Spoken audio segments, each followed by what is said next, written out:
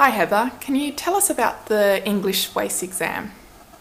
So one of the things that a lot of students don't understand about the English WACE exam is that the predictability of questions, which seems to be relatively low, is actually quite easy to predict.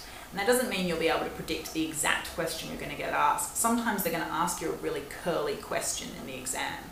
But the reason that they're asking you that curly question is because they want to check that you understand the key course concepts. So one of the things that students forget to do is to go and check what those key course concepts actually are.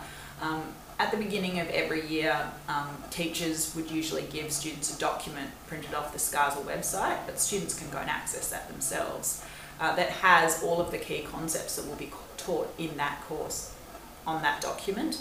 And so basically every exam will only be written from those key course concepts. So in the lead up to exams, students need to be preparing their notes, their quotes, their representations that exist within different texts, their social ideologies, their concepts of identity in relation to those key course concepts. So for example, making a mind map of the different representations of groups in texts and how those relate to identities, and then finding quotes that demonstrate that would be a really good way to go.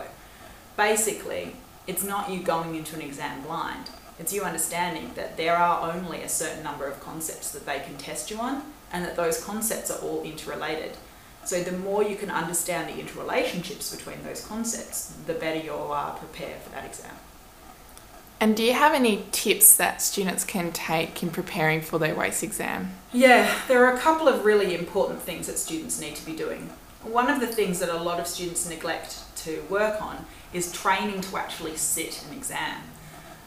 If we were preparing for a significant sporting event, or for example running a marathon, we'd be doing training to do that.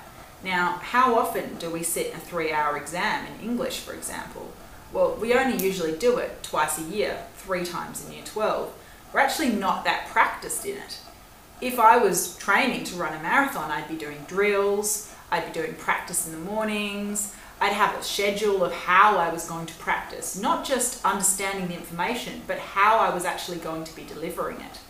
That's why I recommend students do planning drills, they do paragraphing drills, all of that sort of stuff. And every now and then, they do a practice exam for 3 actual hours to see how effective they are in delivering that.